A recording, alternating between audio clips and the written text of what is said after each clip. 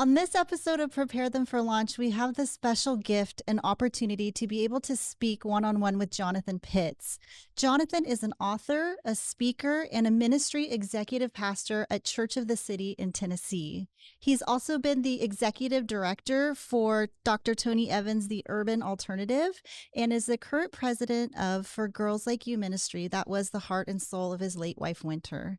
Jonathan, I first became acquainted with your work early in the pandemic when I saw you speak on a panel for ChristianParenting.org.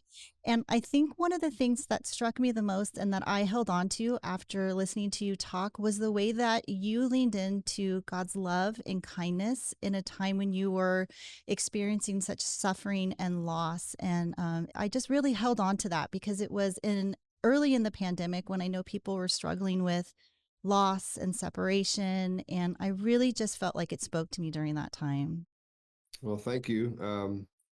I was walking through that time just like everybody else. I'm glad that you could be encouraged from kind of what I was sharing. It was a difficult season, specifically as a parent, and my parenting journey further complicated that, which I'm guessing we're going to talk about. But yeah, thank you. I know it's probably not easy to go back to that space and time, but I would love for you to share with our listeners a little bit about your story with Wynter. Yeah, so I met Wynter. We were juniors in college, and I remember seeing her and being like, I want to know who she is. A couple weeks later, I was like, I want to marry her, and I did. And so that was September 2001. We met. Were engaged 7 months later. We got married a year after that in June of 2003. And honestly, God had a massive plan for our lives that we knew not of. I wanted to just make a bunch of money, go into sales, and as God would have it, we'd go on vacation after we were married to visit her family in Texas. Her uncle happened to be a guy named Tony Evans, which a lot of your folks may or may not know. But anyway, Tony Evans became my pastor, my spiritual dad outside of my own father. And we'd build a life together in Dallas, Texas, spent 14 years in Dallas. I would become kind of a ministry executive there, running Dr. Tony Evans' ministry for 7 years and managing his son Anthony, who's a singer, for 7 years before that. And Wynter would kind of really begin pouring into the hearts of our girls. We'd have four girls. Alina's my oldest, Caitlin, our number two, and then twins, Cameron and Olivia. They're now 18, 15, and twins are 13, just turned 13. And life was going great. She was in ministry. I was in ministry. We had different ministries, but then God would bring us together. We'd write together. I would say we had 3 seasons of marriage. First 5 years were like most people, it can be really difficult. You're trying to figure out your own issues, your own struggles, but you don't want to admit to that. And then you finally do. Our next 5 years were us building and pouring into ourselves and growing. And then we had 5 years of like really flourishing marriage and ministry together and real joy as friends in our marriage. We were friends the entire time, of course, but we just grew and grew. And long story short, we felt like God was calling us to Nashville, Tennessee in 2018. It was a fast change from where we were, and we just knew that God was calling us. And so within a couple of months, we'd sell our house in Dallas, we'd buy a house in Nashville. I took a role as an executive pastor at Church of the City, where I'm at now. I stepped out of that role. I'm in a different role. But we'd buy our house, we'd move into our house. This is all July 10th of 2018, bought our house. And July 14th, we left Nashville to go for a family reunion for my family. And then we'd go to Dallas for me to finish up my last week of work. And honestly, it's really hard to just say without just saying, but as fast as these words are coming out of my mouth, I would realize Wynter was taking a nap, and she would have what I would find out would be called cardiac dysrhythmia, where her heart just got off rhythm. And what was the most traumatic moment of my life, and especially for me and my three youngest who were at the house with me, would be honestly the most peaceful moments of hers, as she would just lose consciousness and I guess slowly glide into eternity with the Lord. And it changed the direction, the complete course of my life. I'd spent 25 minutes trying to save her life, and all the while I'm thinking, okay, God, if you provide a miracle somehow, some way. I was a Boy Scout, Eagle Scout, so I knew you couldn't go more than if you go 20 minutes without breathing, you're pretty much brain dead. And so, in one side of my brain, I'm like, miracle. The other side, I'm practically thinking, what am I going to do if she doesn't make it? And she didn't. Had a doctor come in and just say, I was pacing the emergency room hallway floor, and he just said, you may want to come say goodbye. And so I walked into that room and actually sang worship music over her. It's your breath in our lungs, so we pull out a breath. I just sang that song, that worship song. And I think in that moment, I was reminding her of where she was going, reminding myself of who I could trust, and really stepped into a really scary moment. And I would say it's the biggest at this point my faith has ever been tested. And what would be really beautiful is I'd find God to be really kind and sweet and generous in the midst of a really ugly part of life. So anyway, that was almost 4 years ago now. God's been really good and kind to me. We'd get to we'd actually come to Nashville. We buried her in Dallas. We wouldn't leave. We were supposed to leave that Friday. She died on a Tuesday.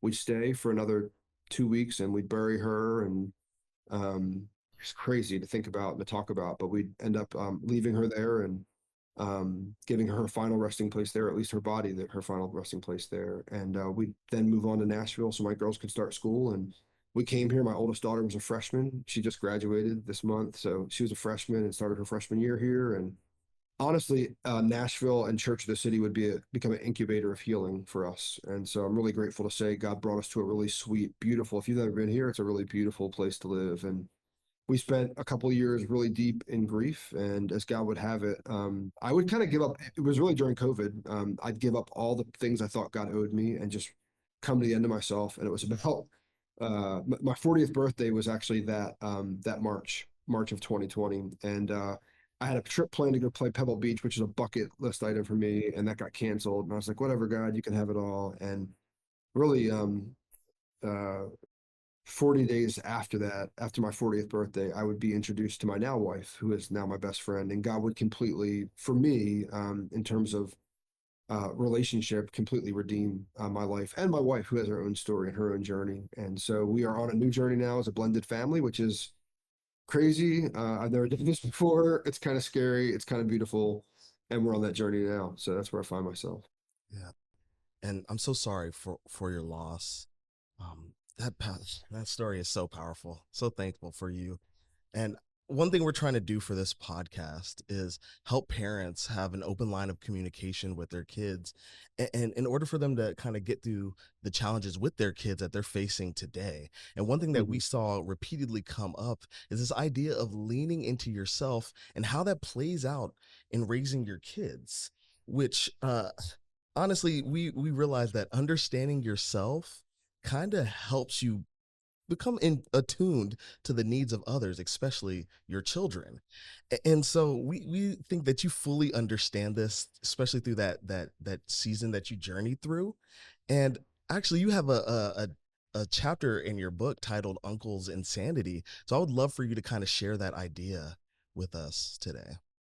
Yeah, I'm trying to remember the title of that book, what the story was. If I've been that book in so long, but I mean, I'll start by saying, and you can remind me with if you're alluding to a specific story, but in that season of my life, I would say God exposed more of who Jonathan Pitts was in his insecurities and in his weaknesses than any other time in my life. And so I'll give you a story. I remember walking up my steps, and I tell this story publicly because my oldest daughter has actually told it as well and been with me when we've told it. And anyway, I walk up my she was 14 when her mom passed and experienced a lot of anger, obviously, and a lot of pain. And I'll never forget walking by her bedroom, and she was in her bed, kind of under her sheets, and I'm just like, "Hey, you okay?" And heavy blankets on. She wouldn't talk. And I'm just like, hey, are you okay? I'm just trying to encourage her to talk to me. And she wouldn't. And me trying to be a good pastor, I'm just like, hey, let's just talk. Let's just talk. Let's just talk. So finally, she basically just says to me, Dad, I'm having a hard time believing that God is real. And if he's real, I'm having a hard time believing that God is good. And, you would think that as a pastor and as a grown man who at that point was 38 years old, almost 39, I would have just sat down on her bed and compassionately just like sat with her in her pain. And, that's what kind of compassion is, just sitting somebody in their pain. But instead of doing that, I actually took that as a reflection of my ability to parent. And so I got angry and was upset. And I just kind of like tried to convince her why she could believe that God was real and why she could believe that God was good. And both things were real and true, but that was not necessary in that moment as it would have been just to be with my daughter in the difficulty where she was. And so I'll never forget leaving her room and just realizing for the first time, I didn't know what this term meant, but I had it, which was codependence. I had a codependent relationship with my daughter. And I basically, when she was happy, I was happy. When she was sad, I was sad. When she was mad, I was mad. Had all these, I'd reflect wherever she was. And I didn't know what that meant, but I knew that it wasn't the right way to be. I had heard the term a couple times through counseling and things I was walking through, so I was kind of familiarizing myself with what it was. And so anyway, I remember walking out of the room and realizing I just totally blown it with my daughter. And I actually did two things. One, I went back into her bedroom. I don't know if it was minutes or hours later, and just apologized to her for needing her to be a certain way. And then the second thing I did was, it was ironically, my late wife and I wrote a book called "She Is Yours: Trusting God as You Raise the Girl He Gave You," which is a book on parenting, which is it was all based on a prayer of stewardship, where it's basically, God, she's mine, but she's yours first. Like, I'm just a steward. I'm managing something that's yours. I don't own her. I trust you as I raise her. And so I had a canvas of that book on my wall with the original prayer from the book. And I took it off the wall, and I just basically, on the back of that canvas, I just wrote that daughter's name. I dated it, and then I had signed it. And at that point, I committed to any moment I had where I wasn't trusting God with my daughters, I would basically do the same thing. And I haven't done it in a while, and I should go back to doing it, because it was a really powerful moment where I was just going back to saying, okay, God, I'm worried about my daughter. I'm worried about this thing with her, but I trust you with her, and I'm giving up self-reliance for reliance on you. And it was a powerful moment for me, because it reminded me of how much of a people pleaser I am. And what's funny is that doesn't just exist with people out here in the world, coworkers and all that. It's actually more present with my kids, because I want them to be happy. And I got there honestly, I think, as a mixed kid, growing up, mixed and not necessarily feeling like I fit in. And then obviously with my girl's mother passing away, with my late wife passing away, that also, I wanted them to be happy, and they weren't happy. And so I just got there honestly, but it wasn't a place that I should stay. And so that would be one place where I was definitely insane myself, and seeing God show up and wanting to grow me as a man. And I've needed that skill set even now where I'm at now, like a willingness to just trust God with my daughters, because I cannot control their lives. I cannot make them happy. I cannot make all the best decisions to make them pleased with what I'm doing or saying. And that comes down to everything from like cell phone policies to dinner time to bigger stuff like, having your mom pass away. So it's just, I just can't be that. So anyway, that's one story. I really like what you said, Jonathan, because in an earlier episode, we talked about my daughter, and she's been suffering through a period of really deep anxiety and depression. Hmm. With God's help, she's on the way out of that. But I did blame myself a lot. And then I got angry with her. And so we talk about how I would be yelling at her about how amazing and awesome she was and how she couldn't see that. And then I would walk out of her room and just say to myself, man, I just messed up in that situation. And like you, I would go back probably hours after, and after everything had calmed down, and just say, I'm so sorry. I messed up in that situation. And it's the same with their relationship with God, especially being in ministry. When our children look back at us and say, I'm not even sure if God is real. I don't think God hears me. We take that as a reflection of how we're sharing God with our own children. And one of the things that I'm a big proponent of is this idea of grace. And so anytime I interact with another parent and I'm talking to them about raising their kids, I implore them to be ambassadors of grace, ambassadors of grace for themselves, for their husbands, for their kids, and for basically the world at large. And, grace is defined as courteous goodwill. But I think as Christians, grace goes well beyond that. And I just was wondering if you had any ideas about grace and how that's played out in your own home. It sounds like you've had some experiences with your daughters. Yeah. I mentioned Tony Evans before, and I'm sure other people have said this, but the best definition of grace, I'll say grace and mercy. Mercy is not getting what we do deserve, not getting the punishment we deserve. Grace is getting what we don't deserve. And so, like when you think about your daughter or my daughter and these attitudes that don't reflect Christ, we know better. We're adults, so we're trying to convince them of what we know. The gracious thing to do would be just like really compassionate, sit with them in that, and offer them not a reflection of what they're giving us, but actually offer them something better, which in the moment, like in humanity, maybe they don't deserve. And I'm not trying to say our kids, I'm not trying to be like a mean dad, but I'm just saying, if we're actually to give them something better, it's going to be something that's, it's going to take God in us to pour out, because we're just frustrated. We're parents. We're like, we want our kids to know who they are, who know who they are in Christ. And so the gracious thing to do in that moment is give them something more than what they would expect. They expect us as parents to get frustrated, and we're not ever going to get it perfect, by the way. So like, the one of the things I think that's the most gracious thing we can do is just continue to build a relationship with our kids where we can go back and apologize. I think back about my parents were somewhat crazy, and they're the most godly people I know. The thing I say about my mom specifically is that she always owned her mistakes. She never tried to be perfect. She always owned her mistakes. And that was really gracious, just to come to me and always come back to me and apologize, or just come to me and sit with me. Or even now she's texting me about my dad. And, so yeah, I would say grace is getting what we don't deserve. And so I guess the question is, how do we as parents always shock and surprise our kids with grace? And that's gotten more challenging for me as my kids have gotten older. They're all teenagers now. And so it's getting harder and harder. Like when they're little, it's like, oh, yeah, giving them dessert when they didn't actually eat all of their dinner would be a level of grace, right? Like we've all done that.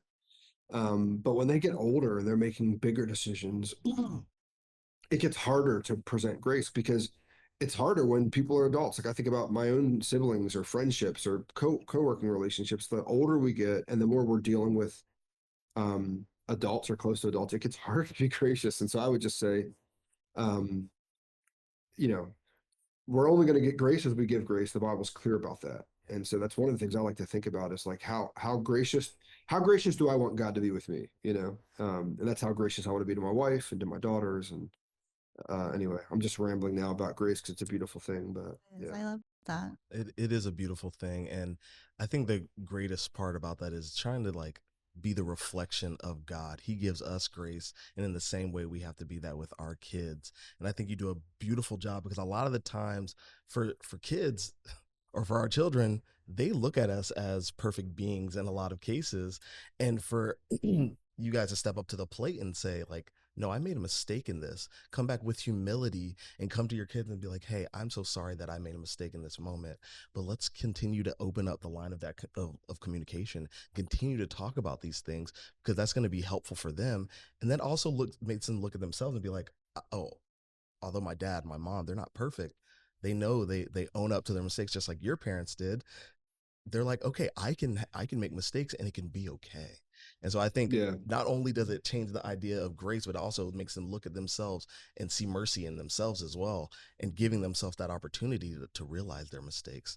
And so I think that's such a beautiful thing. And I'm so thankful for you to share that. And I know that you had a powerhouse of people kind of around you and helping you in this season that you guys were going through.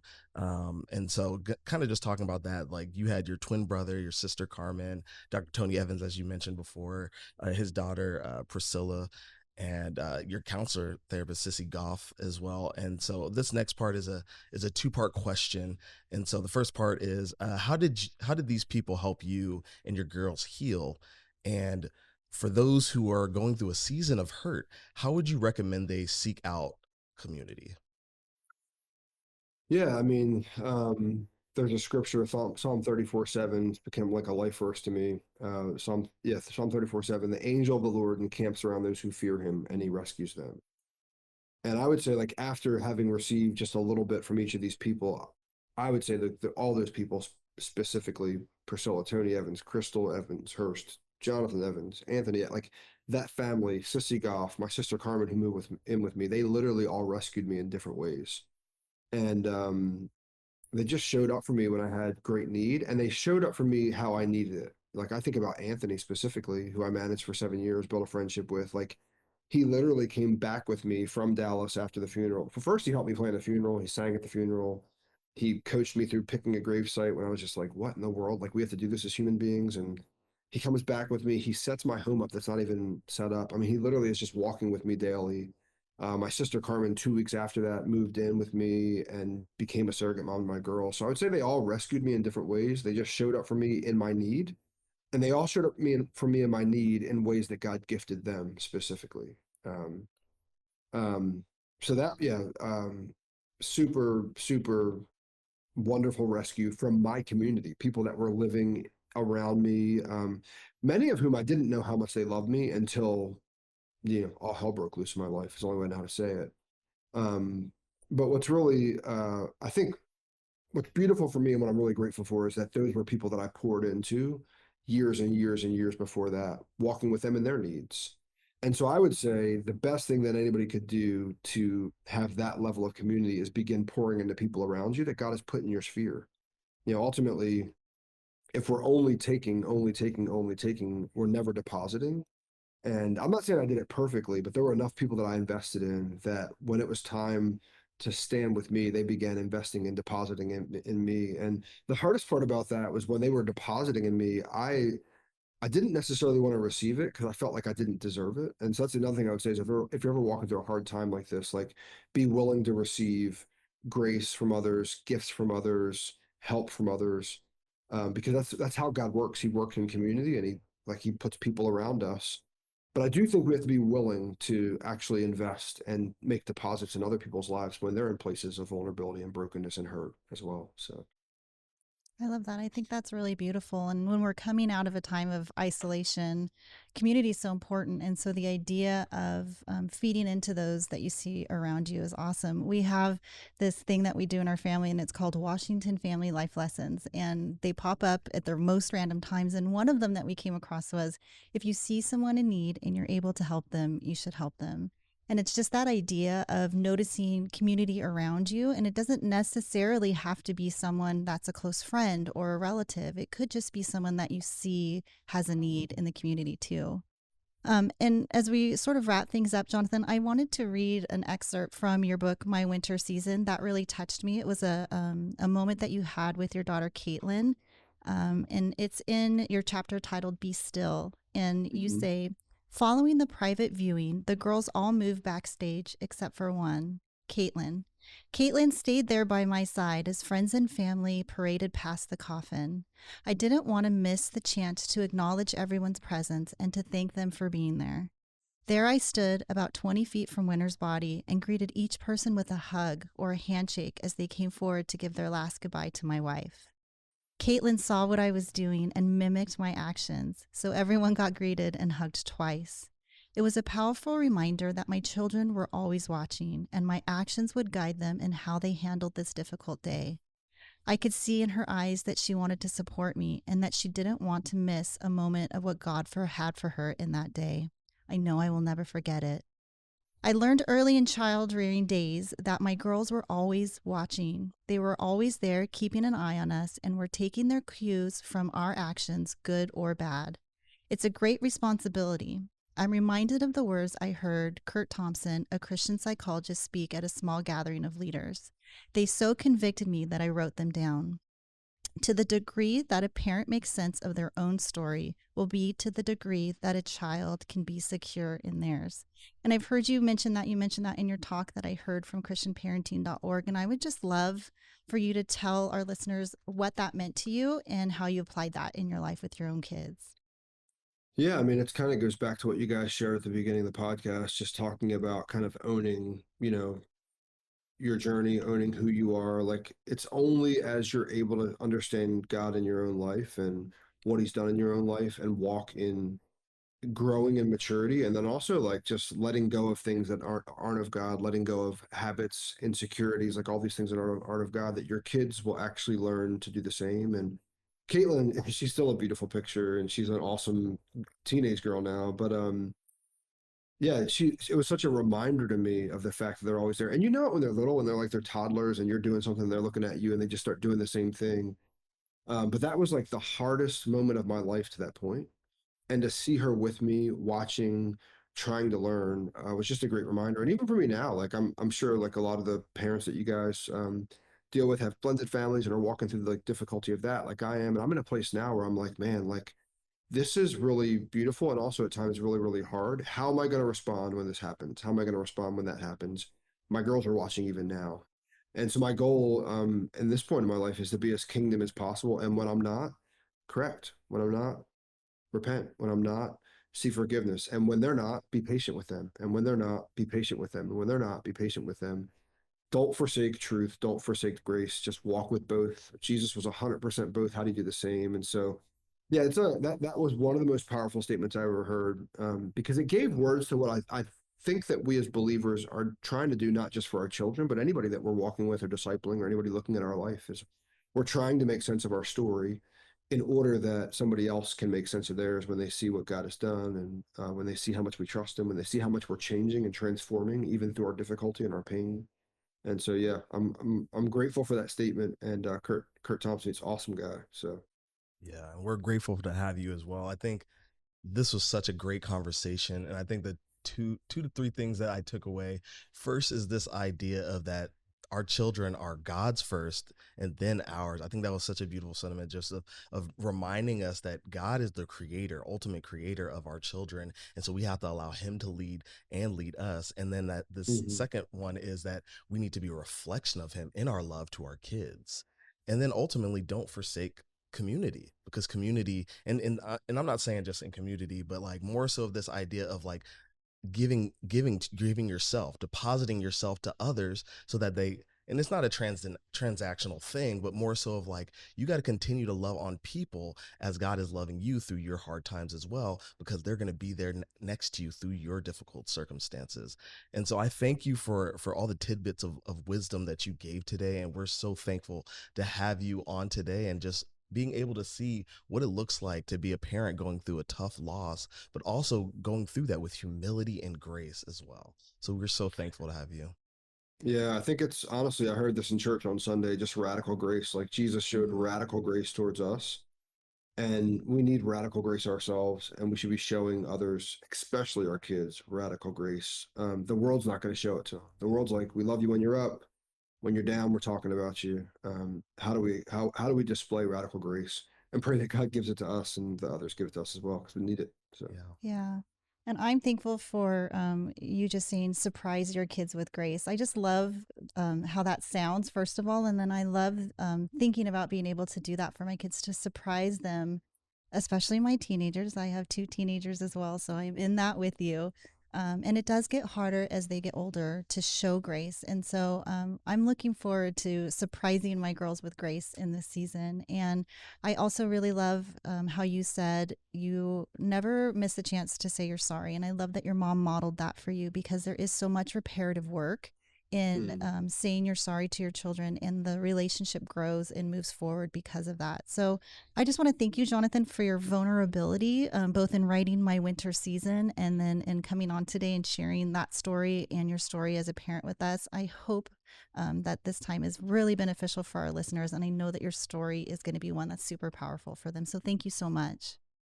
yeah, thanks for having me on, guys. Grateful. Great.